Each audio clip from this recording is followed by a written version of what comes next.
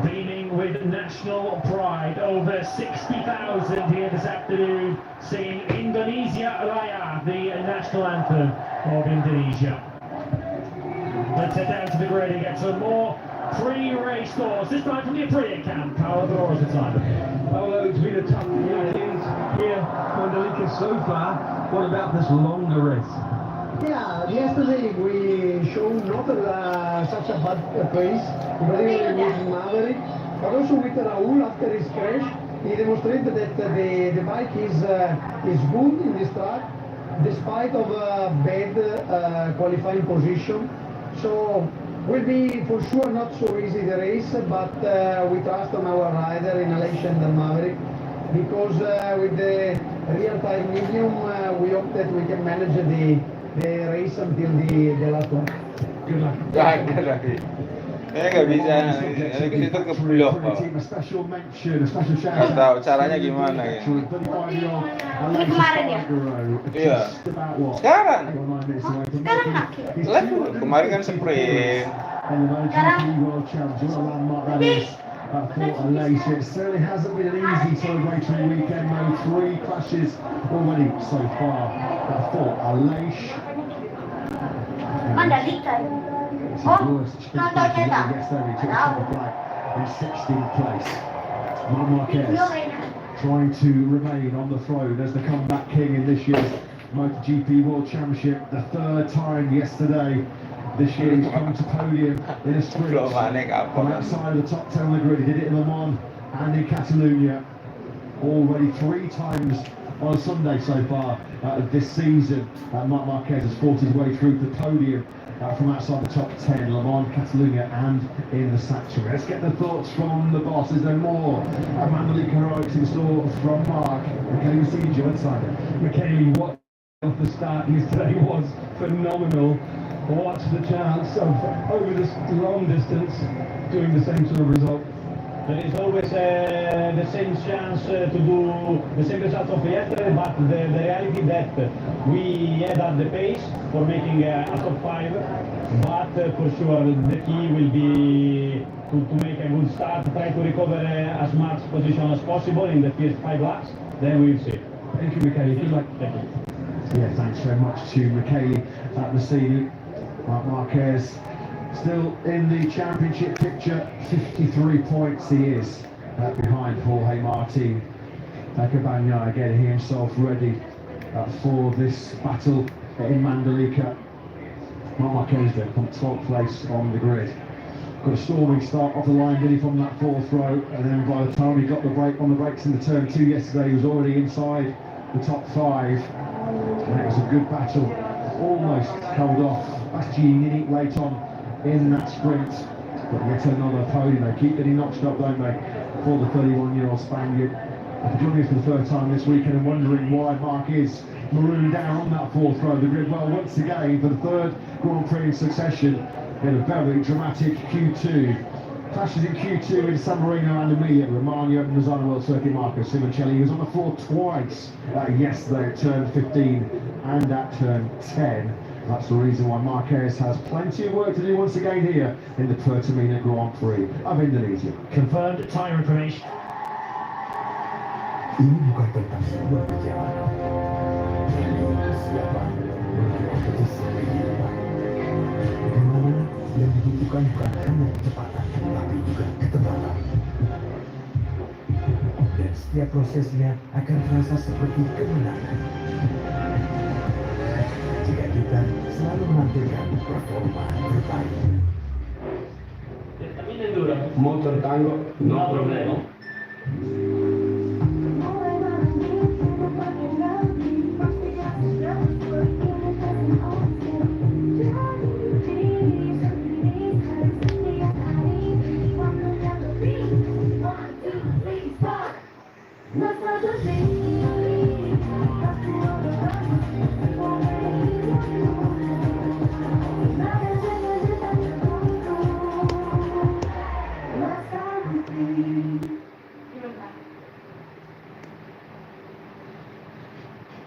Right, Marco Bezzecchi leading the home charge for Pertamina here this weekend. He's been like adopted here by the Indonesian fans, godlike status. But Jorge Martin looking to bounce back from his Mandalika misery here yesterday. The Martinator world champion leader starts on pole. Hah?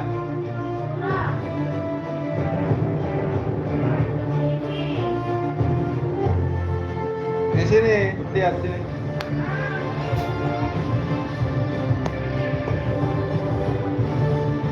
Cuma setengah jam aja.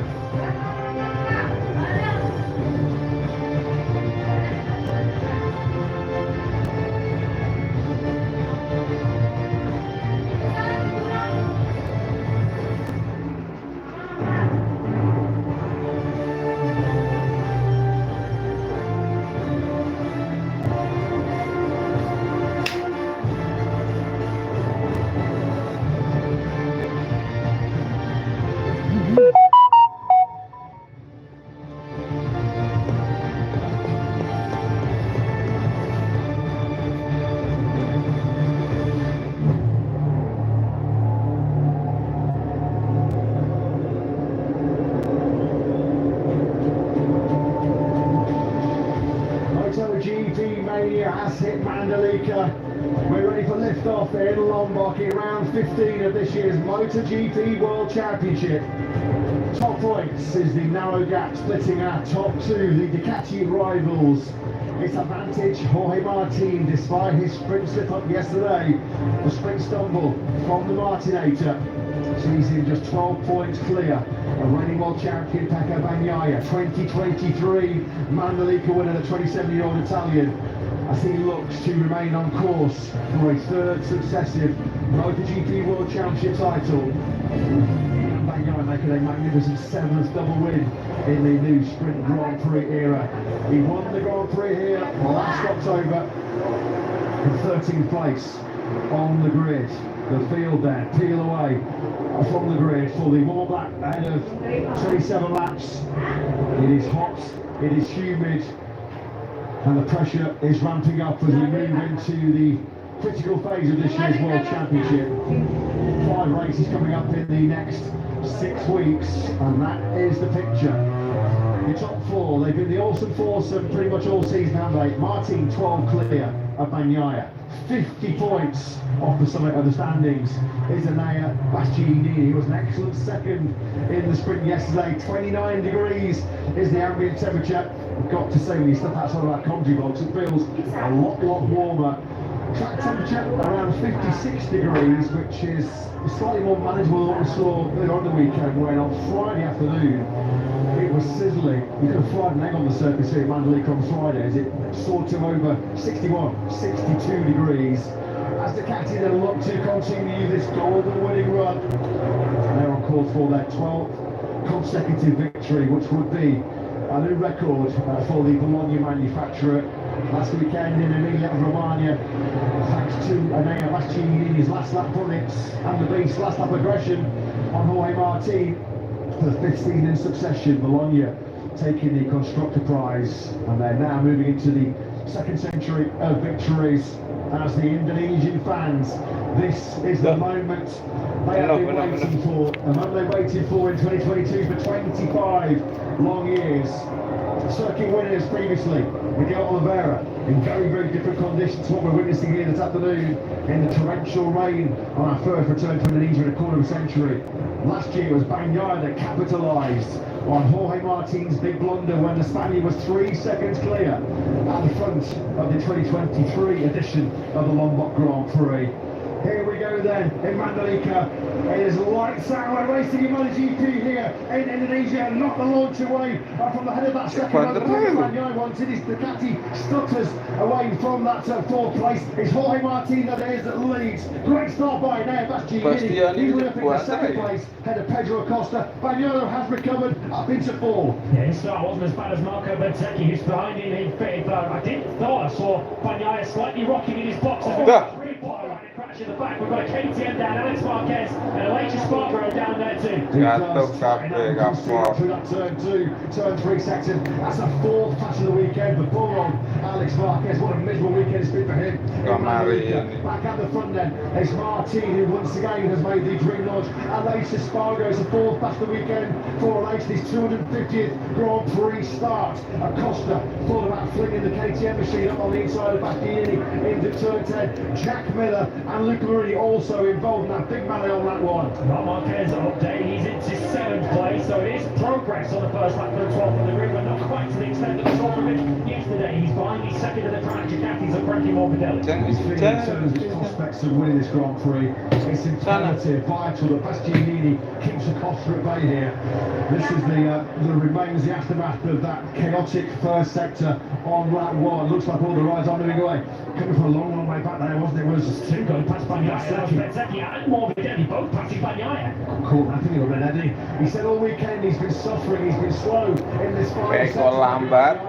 Or clear through third, he's still not got the confidence in turn 16 and 17 as he gets picked off by Bez and Morbidelli, of course, his stablemates in the VR46 Academy. Martinez then leads them by just over 0.3 of a second at the end of lap 1. So 21 started, only 17 made it to the end of that first lap. The yellow flags are still out, as you can see there. There are still bikes being recovered in the gravel trap on the outside of turn 3. Haven't had a second look at that yet to apportion any blame, but Bastianini is at this stage keeping Jorge Martin at least within range. So too is Pedro Acosta, who's doing a fine job already on the KTM to keep the top two well within range. This is going to be a replay then of what's been an incident on that one that's caught in or involved 4 riders. There's always Miller. Jack Miller on the inside, looked like he just locked the front down that chain direction, then wrong place, wrong time. He first collapses into Elijah Spargo. Alex Marquez, who's had such a luckless weekend, hasn't he, Alex? Alex Spargo and Alex Marquez, 8 crashes between the pair of them, 4 apiece there. A race over very long. Yellow flags are still out in that first sector. The marshal work quickly to clear away the debris. Martino tricking away here, isn't he? Big group ganging up behind the beast, led by Acosta, Bentecchi, Morbidelli and Bagnaia also in the hunt. Yeah, Bastianini, I guess, will feel confidence that he'll have to speed late in the race, but didn't want to leave him too much to do if he fancies winning this Grand Prix. On board with Acosta, behind us are Bentecchi and Morbidelli. Bagnaia is not exactly crawling all over the back of Frankie Morbidelli. He's only 4/10 of a second behind him. And if anything, is closer to Marc Marquez than he is to the Ducati up ahead. Big lap 2 that was from Martin. He's doubled his lead over the beast with a 1:31.892. That is brilliant early pace up by the number 89, the only rider at the moment. Well, sorry, the Gian Antonio. Of course, we have to bear in mind is on the soft front, soft rear tyre, so it's not a surprise to see Didier running a very hot pace early on, given the extra grip he will have. The Gian Antonio 1:31.9, so yeah, he's making hay with those soft tyres right now. Shocking first lap for Fabio Quartararo, who started on the second row in 6th. He's back down to 13th place, and there are only 4 riders still in the race behind him on the track. Brad Binder, by contrast, has gained a lot. Of course, 4 crashing in front of him. He's up 8 spots. This just looks like what an air Bastianini was talking about on Friday. You need 2 or 3 laps to gain confidence, to gain temperature. Sounds silly, doesn't it, to say it, to try and generate optimal working temperature in the rear tyre. Really good track conditions as Marquez and the Gian Antonio slugging out with each other going through turn 11. That all started on the entry for turn 10, but the beast on Friday said even when we've got track temperature over 60 degrees with the medium rear tyre, you have to wait 2 or 3 laps for it to properly come in. You just wonder whether that is a factor in the early part of this Grand Prix right now. Jorge Martin said earlier in the year what he was missing relative to Bagnaia as Acosta now just got through on Bastianini into 2nd place. Martin felt he was missing that confidence in the early stage of the race relative to Bagnaia. Martin certainly is the one with confidence at this stage. His lead is now over a second. Yeah, Bastianini is really suffering at the moment to get that rear medium tyre working underneath him, isn't he? Now Morbidelli is going to try and find a way through on the beast. This is not what the Italian wanted He didn't want to let Pedro Acosta get through because this is going to make the challenge harder to work his way back towards Jorge Martin at the front of this race. Martin then now his lead over 1.2 seconds, successive laps in the wobble. 1:31.8 wasn't it on lap 2 for Martin. He dropped his pace by half a second on lap 3. Nothing more with his medium rear tyre. 1:31.8 on the third lap for Pecco Bagnaia, who is still stuck in this queue just up ahead of Marc Marquez, who was behind Di Gianantonio for a corner or so before getting his elbows out and topping it out with Digia on the way through turn 11. So this is your 6-7 rider battle from second place backwards. You can see there as well as a Bastianini grabbed the handful of throttle coming out of turn 10. It just was not gripping. It wasn't loaded underneath him, it was squirming, moving around underneath the number 23. Just hasn't got the rear grip, the rear confidence right now as the former Moto2 world champion. Further back then, there's Bagnaia, Marc Marquez, who had a strong first lap, not as strong as what he made in the sprint here yesterday. Coming now through turn 16. You can bet your bottom dollar that Martin's going to be a lot more conservative, a lot more cautious through this part of the circuit after his sprint drama yesterday. This could get worse here for Bastianini because at the moment, Morbidelli back second. There's a big queue, isn't there, of superstars building behind the beast. Jorge Martin from last year will not be resting on his laurels at any stage here. Even early, 1.5 seconds on lap 5 of 27. Here comes Morbidelli and Bastianini is not going to be able to take that Ducati in from there, and he rather easily loses third place. Well, Acosta gaps him straight away. Once Pedro Acosta got through, just started taking big chunks of time out of Bastianini, and now Frankie Morbidelli eases on through. So this has, well, he made the great start for himself, maybe in second place. Then we thought, yeah, he's in the game here, isn't he? And now Bastianini, a long, long way to go, 23 laps, but he's just giving Martin too much of a head start. I feel Martin, 3 laps in a row now, 1:31.8 on lap 2, 1:31.3 on lap 3, and now he's got down to a 1:31 flat. But nobody's got the speed of Jorge Martin at the moment in this Grand Prix. Certainly not Pecco Bagnaia at this stage, as he's still stuck in the massive queue of bikes that you're all looking at. For all Ducatis, Morbidelli, Bastianini, Bezzecchi, Bagnaia, Marquez, Di Gianantonio, 6 Ducatis all going midway head-to-head for third place. Bezzecchi's going to make a move soon on Bastianini. He's closing up through the fast left-handers of turn 12 and turn 13. Gianantonio, how much longer could he sustain this pace? Oh, that's close. Bezzecchi knows he's faster. He'll be able to see that Bastianini's suffering with that medium rear tyre at the moment. Just going to be curious to see how long Gianantonio can run his kind of pace with the soft front and soft rear tyre. He's now at the back of that train, still in 8th place. He's got a big gap of over 2 seconds back to Brad Binder. Pedro Acosta. What a lap that is from Acosta. Fastest of the Grand Prix so far, 1:31.015. Gak sangkit. Certainly coming from Marc Marquez on Pecco Bagnaia. Antonio may well get himself involved. These are 3 riders next year that are going to be on 2025 Spec Ducatis. And Di Gianantonio fancies a rematch with Marc Marquez. He goes through into 7th place. Mantap. Di Gianantonio, there was not a lot of room there, but he made it work on the inside of Marquez. Not many riders that have gone through, and Marquez going through turn 2. Gianantonio, though, we just a quick reminder, is the only rider that's got the soft front, soft rear combination, so he will have very good grip levels at this phase of the Grand Prix. He'll be full of confidence. It's just how much he can run this pace as Bezzecchi finally does find a way through on the fast fading, and there, Bastianini. This is just not going to plan A, is it, at all, for the beast. Well, did you look at Bagnaia as well in the background? He didn't go through, but the R46 Ducatis are crawling all over, and in the case of Bezzecchi passing, the factory Ducati, Bastianini just dropping backwards, and Di Gianantonio once again at the inside of Pecco Bagnaia. So in the space of 3 corners, both factory Ducatis passed by the R46 machines. Yeah, got him on the charging in hot on Bagnaia going through 13, lost him all his momentum as they attacked through 14, and that has allowed Bagnaia and Marquez to sweep through on the attempt. They've got to do all the hard work all over again. Over the line we go then very, very shortly will be your leader, Jorge Martin. Let's check his progress. 1.1 seconds clear of Acosta. Once again, Acosta, they go 1:31.0, which is just keeping him over within striking distance of Acosta. Morbidelli and Bezzecchi having worked their way through, and Bastianini found personal best. That's once they've got through on the beast.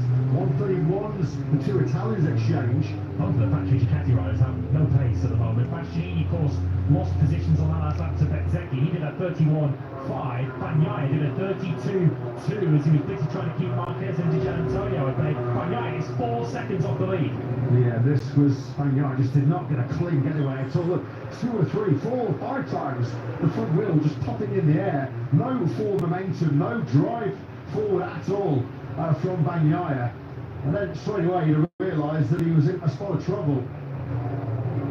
He finally started getting some forward momentum and he started kicking through the gearbox, but already and there Bastianini has one on the inside of it. And they can see Marquez going aggressive around the outside. Is this where Quartararo is going to lose all his places? Doesn't appear so, as he's right up behind the VR36 Ducati of Bezzecchi. Quartararo lost big ground. He's still back in 13th place at this stage of the race. He said yesterday, once he lost places, he didn't have the capability with the machinery underneath him to overtake anybody. He's finding out the same problem again today.